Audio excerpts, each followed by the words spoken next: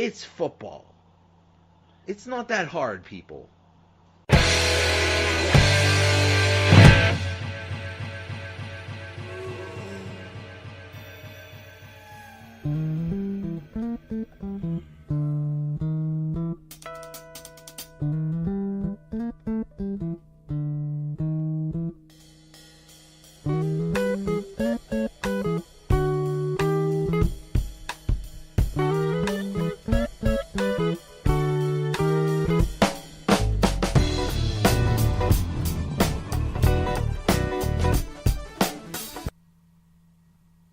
Hello, and welcome to another midweek edition of the Donut Bag.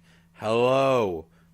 I don't know if you remember on Seinfeld, there was Uncle Leo, and anytime he would greet someone, he would say, hello! And it was like a confrontation. Anyway, in this episode, I talked to Johnny Black from the Spreaker and Mark Hagelauer. We talk about the best NFL team of the 80s.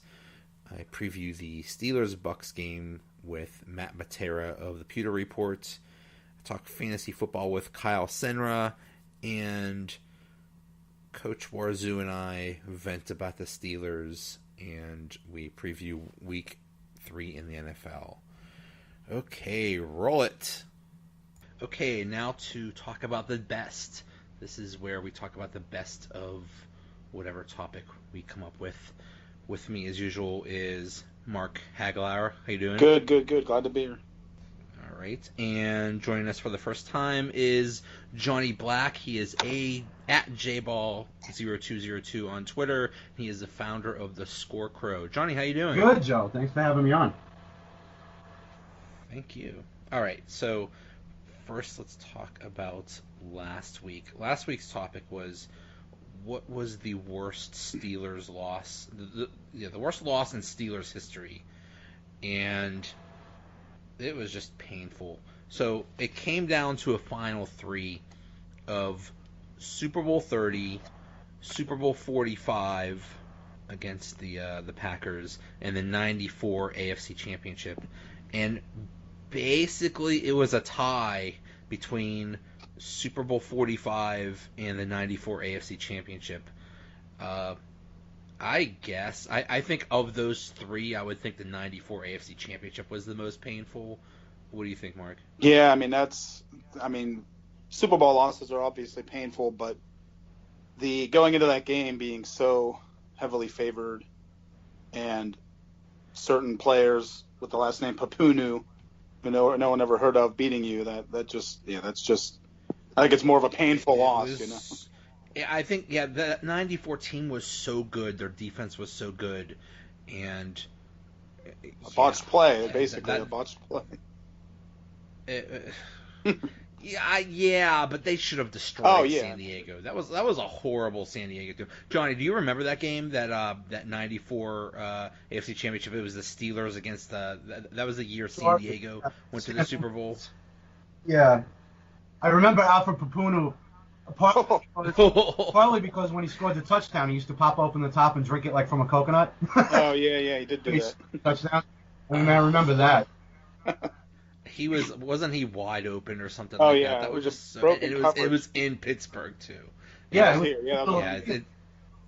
And somebody mentioned Tim McKyer, I think was the cornerback on that play, and he was so distraught over that he couldn't even walk off the field. It was so bad. So anyway, that was the winner last week. Well, the Steelers definitely would have given the Niners much better game, I think. Yeah, that's the thing. Just say that too. That would have been such a good matchup, because that was a really loaded 49ers team too. Was that Montana, or was that? I think that was Steve Young. Steve Young, yeah. That was the one he won. Yeah. Yeah, that would have been such a good. It would have been a lot closer than it ended up being. Kind of robbed us of a decent Super Bowl at least. Yeah. That's why when people get mad at Tomlin, and they say, "Oh yeah, we should bring back Cowher." It's like, Cowher was horrible in the playoffs. They should have been to the Super Bowl 3 or 4 more times. Yeah, that's a whole other discussion. They didn't have the quarterback to match the how good their defense was to really ever do much. That was Yeah. the biggest problem. They had the running game, they had the defense. Right, and they never quite. And then they had the, Neil O'Donnell. Good enough quarterback. Oh God. Yep. So. Another name. Who almost? I just noticed Neil O'Donnell made 2 of the 3 of these. Oh, right. Yeah, I guess Super Bowl 30 and he broke our hearts. Yeah, he sure did. Okay, so this week's topic is best NFL team of the '80s, and this won't be. Usually we have to narrow down a list, but basically there's only 10 to choose from. So really, what we need to do is come up with maybe a top 5 or a top 6 or something like that. Mark, do you want to? Yeah, it's all about the rankings. So where do you? How do you rank these, Mark? All right, let's see here. Looking at my list here, since I did a whole decade's worth of ranking them, not necessarily just year by year. If we're doing like a 5, let's see. Maybe I'd start with the Giants at number 5. Let's see. Which one, the '86 Giants? I think it's either 86 or 87. I got. It's a little fuzzy, but yeah, I think it was the '86. It was actually an '87, but it was the '86 season, I think, right? Yeah. I think that. Let's see. Then, probably have maybe the '84 Raiders. Mm-hmm. Let's see. The '80. Oh man, probably. I'm not sure if I go with the '83 or '88. Probably the '88 Redskins. Okay. And then the '85 Bears. Is that 4? I think that's 4. And then that is 4, yeah. I'd probably have the 49ers at number 1, probably '89, I'm thinking. Although I don't know which one you could choose any of them and be good choices. When I was making this, it's like, God, the 49ers just dominated that decade. Yeah, it was. Darn it. I mean, it's hard to. 3 Super Bowls? They won won 4 Super Bowls. Yeah. Oh my goodness. They played in such a tough NFC. Yeah, right. I mean, the NFC dominated the whole decade. Basically. Yeah, no, it was. It was the Bears. It was the Rams. It was the Redskins, the Niners, Giants. Yeah, it's like. I remember. Yeah, that's so true. Gosh. Okay. Yeah. Okay. The Raiders. The Raiders won 2, and that's it. The rest were NFC teams. Yeah. I remember I was pretty young in the 80s, and I would be visibly upset that the NFC kept winning. And not only that, but some of these were just blowouts. Yeah, there were a lot that were very lopsided then. I blame John Elway. Yes. Because the Broncos were in a couple of those Super 3 in a row. Yeah. Oh man. Although he was one of my favorite non-Steeler quarterbacks for his breaking the hearts of Cleveland Brown fans everywhere. 2 times. the drive, and the fumble. The drive and the fumble. Oh, poor Ernest Biner. Oh, I know. Ugh. We almost had that with Bettis though here in Pittsburgh too. That Indianapolis game. That was amazing. Yeah, I couldn't believe that. It was crazy. The guy that never fumbles. Okay, Johnny, what's your list like? Yeah, my top 5. At number 5, I have the '86 Giants. At number 4, I have the '83 Raiders. Number 3, I have the '84 Niners. They're the ones that beat him, pre-Jerry Rice era. Then at number 2, I have the '85 Bears, and then at number 1 is the '89. Bears and Niners are so close. I would have loved to see them. Yeah, This matchup because the '85 Bears probably had the best defense ever, arguably, and the '89 Niners just blew people out with points. So I mean, I would have loved to see Singletary over the middle, like with Jerry Rice going, stuff like that would have been great.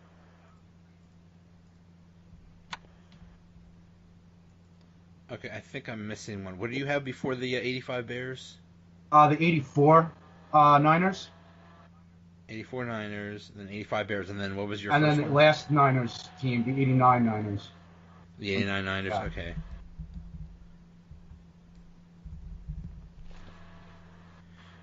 Yeah. I mean, just looking at the '89 Niners, you had three playoff games they played. They won 41-13, 30-3, and 55-10.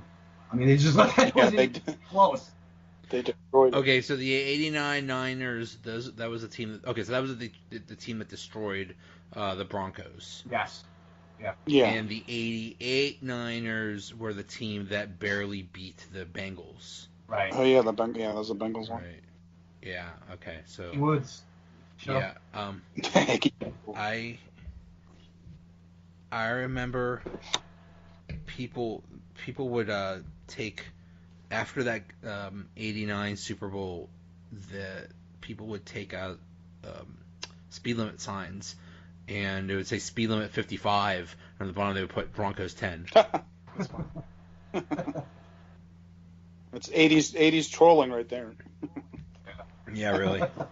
No Twitter for that, but I had the '84 Niners at number one, but when you think about it, yeah, I mean it's hard to argue that the '89 Niners team was crazy. We all have the '85 Bears. Yeah, that was just such a dominant defense, and for me, Walter Payton is the greatest running back of all time. Yeah, he was my favorite non-Steeler to watch play football. I agree. So, I mean, McMahon was okay, and I forget who they had at wide receiver, but Willie Gault. Willie Gault. He was one of them. Yeah. So, yeah, that was such a great team. Yeah, I just remember that. Good old McMahon at quarterback. McMahon, mooning. Yeah, right. Mooning helicopters. The headband. It was crazy. Yeah, the headband. That was great. They handled drama just fine. Yeah, right. Not like kids these days. not like coaches these days. Ditko would get in there and tear him a new one, probably.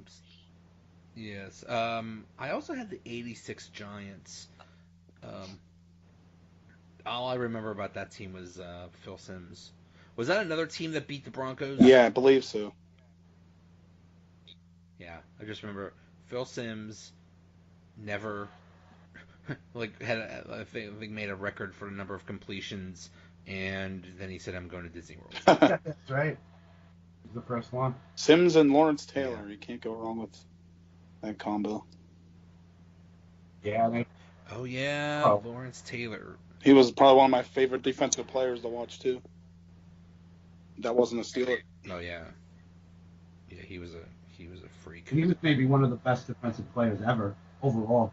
Yeah, Probably. arguably. Someone you had to account for on the field at all times. Yeah, constantly. Such a beast. He was one of those people that, well, he did. I mean, they're saying that because of what he did to Joe Theismann, that the left tackle position was so much more valuable because you had to defend against somebody like Lawrence Taylor and left tackle is his initials too. How about that? Look at that. There you go. All right, so we will come up with a poll for these. Speaking of, I don't know, just kind of like this topic, but not. I wonder if we could quickly think which team would be the best that didn't end up winning a Super Bowl out of these. Oh boy, that'd be tough, just because. I have two choices for that. Would be the '82 Redskins. The other ones that '83 Redskins. I'm sorry, that lost to the Raiders. Oh, okay. If I'm not mistaken, they were the stacked. Redskins actually favored. John Riggins. Yeah, they were actually. The Redskins won 82. The '82 Redskins won with Riggins and Theismann, and those guys. In '83, they got blown out by the Raiders, which was like a surprise. Oh yeah. Aside from that, I'd probably have to go with the '84 Dolphins. Dolphins or one of the Broncos teams, I would think. One of those two. Oh, man. I mean, Marino was that was ridiculous that year. 5,000 yards, 48 touchdowns in the season. Oh, I know.